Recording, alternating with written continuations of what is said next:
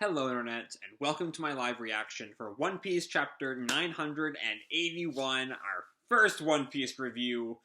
When we last left our heroes, Luffy was trying to sneak in to Kaido's castle on Onigashima, but when he saw the Beast Pirates spilling the soup, I think, that Tama loved, he kind of went apeshit and started attacking Beast Pirates left and right. Zoro joined in after cutting down a pillar because he's Zoro. That's what he does. And while Kid was kind of mocking them for being so bad at keeping their presence a secret, he then saw Apu, who was fighting Luffy and Zoro, and he was so mad at Apu's betrayal that he let everything out and just went straight for Apu, and that's where we left off last time. So let's jump right in chapter 981. We have this color cover here with Sanji DJing and the rest of the Straw Hats having some kind of rave. Also, Usopp's in the back on the piano or something. I don't know. It's fun. It's non-canon. Whatevs. So we open where we left off with chapter 981 joining the fight. As Kid has used his metal hand, devil fruit powers to try to crush Apu.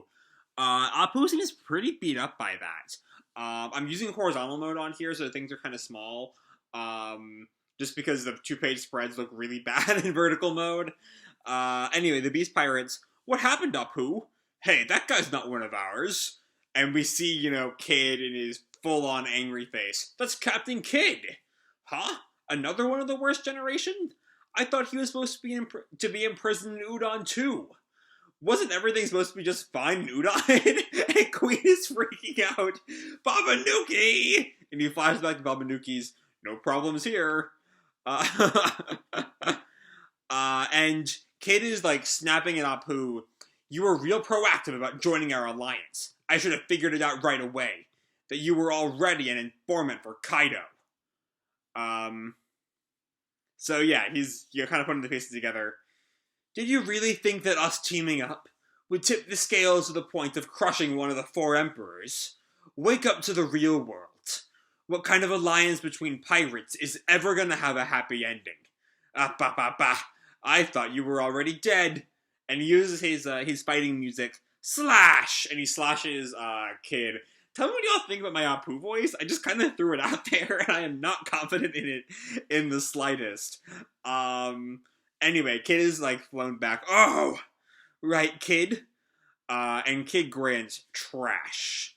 And one of the Beast Pirates comes up to Queen. Queen, I gotta say, these guys might be tough to take in alive. And Queen just glowers while chewing on a cigar. You have permission to kill.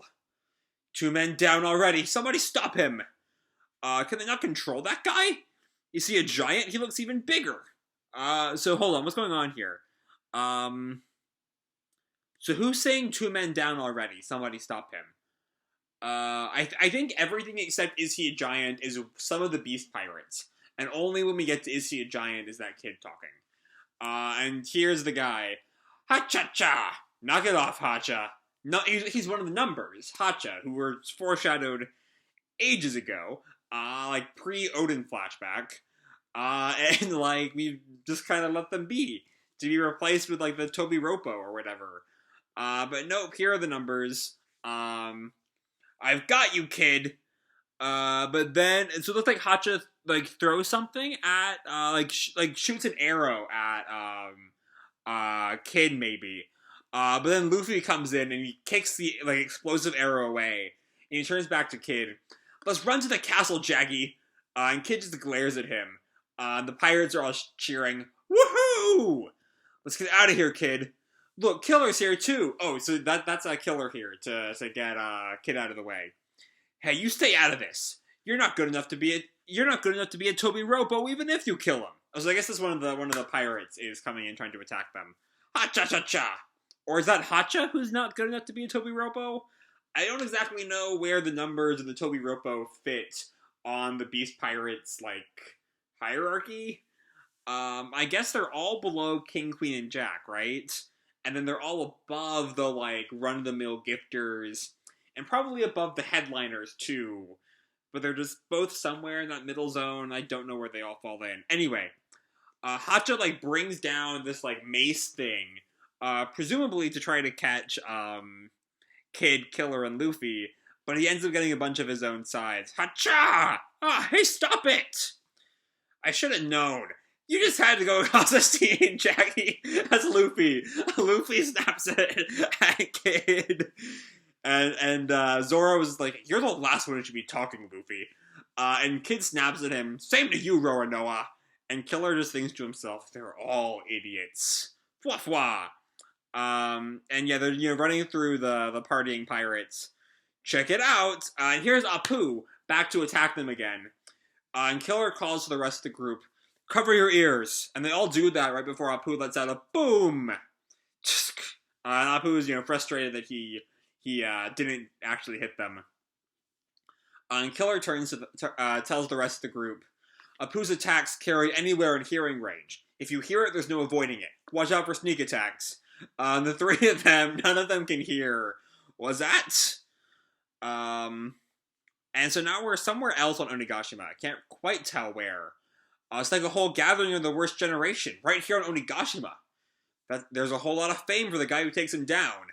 And I guess this is just like random members of the Beast Pirates. Did you hear about how Killer ate one of the failed smile fruits? It turned him into one of the pleasures. And Killer hears that and he flashes back to a conversation with Orochi.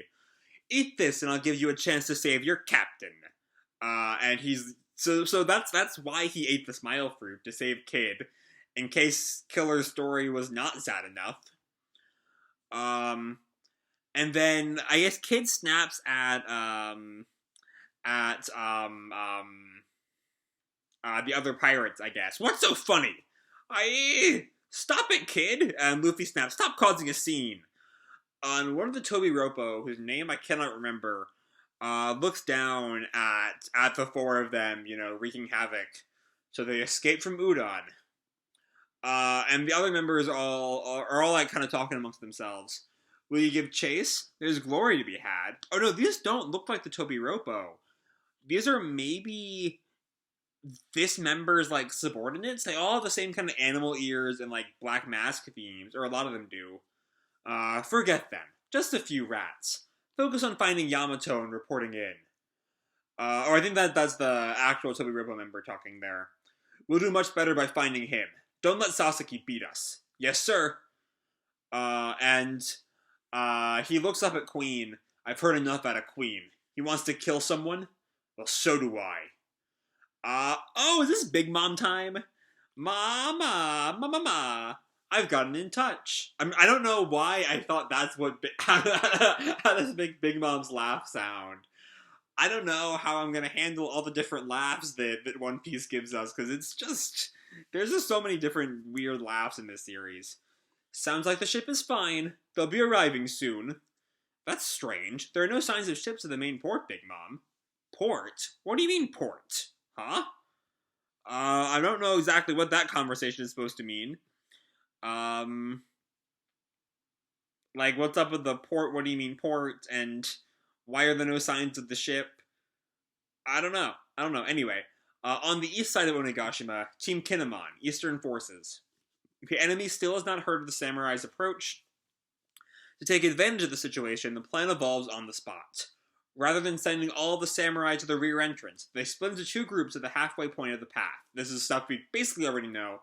But as a reminder, Kinemon is with Team Chopper in the tank, and I think also like the Minks are there, and I think Brook and Frankie are there, and Sanji is there too. Yeah, Sanji's there on the like sitting on the tank. Yeah. Anyway, half of them peel off to infiltrate the Skull Dome from the side, where they will blend among the enemy and await the attack on Kaido. In this way, they plan to execute a pincer attack on Kaido and Orochi. So, I'm still a little confused on the exact details of the plan. So, is half of them being half of Team Kinemon, or is half of them being Team Kinemon and one half of them is Team Denjiro? I'm not entirely sure. It started with a miscalculation. The presence of an expansion not found on the old mansion plans. Oh, we're having problems now. Okay.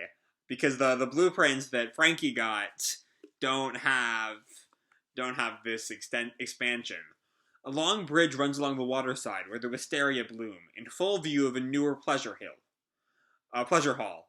And of course, Sanji, being his horny bastard self, Kinemon, there's a pleasure hall here, and he has like hard eyes popping out of his face. I didn't really get a chance to talk about this in my little One Piece announcement video, but honestly, One Piece horniness just does not work for me. Very little horniness does, but One Piece especially, just not good. I'm sure eventually I'll have time to talk about how elongated he draws Nami and Robin's legs from time to time. But yeah. I don't know, it's nothing. This is really it's not really even intrusive, honestly. Anyway, Kinemon, over 2,000 soldiers crossing this bridge will look very unnatural. This hall belongs to Black Maria of the Tobiropo. But Sanji, I take that back what I said about this not being distracting, because Sanji is just like levitating towards the pleasure hall. It's like he's being sucked right into the entrance. Sir Sanji!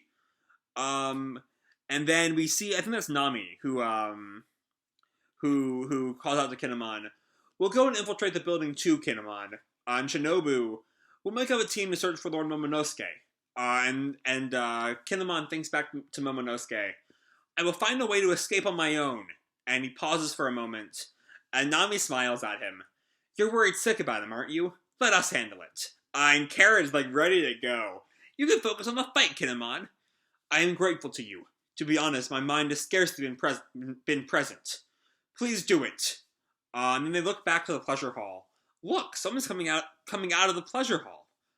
They're kind of like a swishing movement. And it's Sanji? It's Sir Sanji. I don't think he saw any women in there. If there are no women in the pleasure hall, there certainly won't be any men. So I guess he's just like disappointed about the... For a second there, I thought there certainly won't be any men, and there certainly will be men, and that it was like a weird like gay panic gag that is another one of One Piece's worst elements. Looking at you, Sanji's time skip adventures. Anyway, after the disturbance with Luffy at the party, the pleasure hall is basically empty. We can cross the bridge. Oh yeah, I guess they don't have to worry about that if there's no one to watch them. Infiltration team, head through the building. You bet. That's the spirit. Good answer. The rest of you follow me. Got it. Keep an eye on the windows of the pleasure hall. If you spot a figure in them, and someone inside, I hear lots of noise outside. Just at the wrong time, of course. And Kinemon calls back, "Oh no, jump into the water."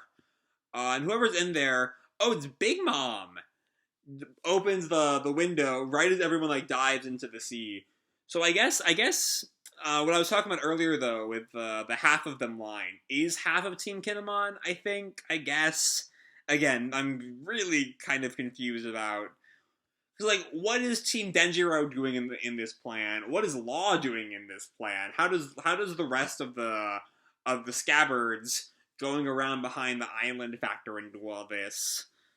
I don't know. I really am only vaguely aware of how this plan works. Anyway, where was I? Oh, so yeah, Big Mom looks out. The only one who's not jumping into the water is Chopper in the tank. And Chopper, like, freaks out. And Big Mom just stares at him. Now we go to the falls on the outside of Wano. Hang on, brothers and sisters. Yeah!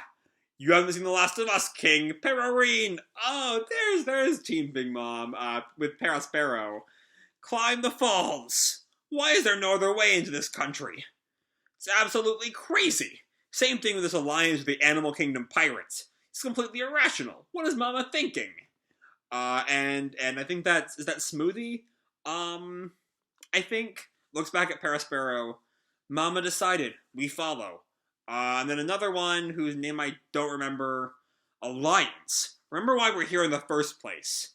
And then I think the scarecrow clown-looking guy, I think, is Montdor, I think? Again, these characters have not really been relevant for like 70 chapters, so I'm trying to remember, because there were like 40 of them. Right. Remember who ruined Mama's honor and our reputation. And another Charlotte. We have to cut off Straw Hat's head and show the world. Oh, and the little fangirl bitch, who turned on Katakuri after she saw his weird mouth. I don't really care about all of that. I just want to be Kaido's new favorite. Yeah, go to hell. Go to hell, you fucker. Here we are in Wano. Let's take out Straw Hat and talk about the alliance afterward. Prepare for battle. Don't be caught unawares. Remember, this is exactly where that hateful king was waiting. And just then, a bird comes flying up. Huh? Huh? King? Not again! I mean, of course it wouldn't really be King, because King is on their side now. No, it's not him. Oh, Marco? So the story about the Big Mom Pirates Alliance. Former Whitebeard Pirates leader of the First Division, Marco the Phoenix. Well, let's knock you out of the picture. Phoenix? Brand! And he like knocks over the ship. Oh, sorry, I went back to vertical mode, so I didn't notice this was a 2-page spread. My bad. Hold on. Oh, so the story about the Big Mom Pirates Alliance was true after all. Well, let's knock you out of the picture. And he has to, like, beat together Phoenix, Brand, and he knocks their ship back over the sea. Pero yells out, "Are you kidding me? Not again! Why is Marco here?" And they fall back down to the bottom of the sea. The next time you show up, the times may have moved on a bit more than before. And as they're falling, I can't quite... We see like a fanged mouth. What was that? Big old ship falling over here. And then a woman. Look upward. It was Marco's work. Haven't seen it since that war. Next chapter hits June 14th. Okay. So, a lot going on here. And this is just a really dialogue-heavy chapter. You know, like... There's just so many words. That's why this video is 17 minutes long. Sorry, should not be complaining about that right now. Anyway, on to the chapter itself. Okay. I have to say some controversial things now, which might make me very unliked. I've always found, I'm not that big a fan of the Whitebeards. I know, it's weird. Everyone loves the Whitebeards. My big thing is that the Whitebeards never really felt like they got any development whatsoever. You know, we were just kind of shoved into them at Marineford without really much of any context. And then there wasn't really time for development amidst everything going on in Marineford.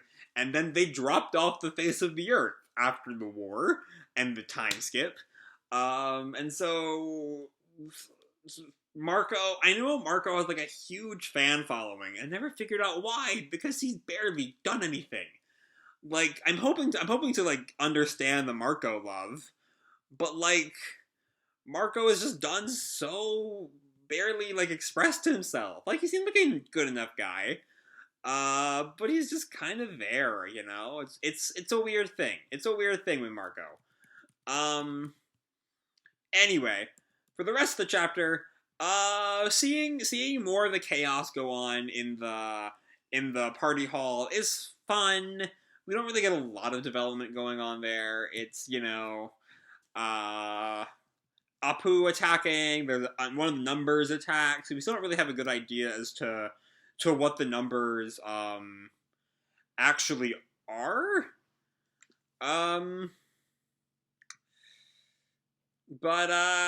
Yeah, that's, you know, it's sorry, I'm getting really, I switched back to horizontal mode a second ago, and I feel like I read some of the pages out of order.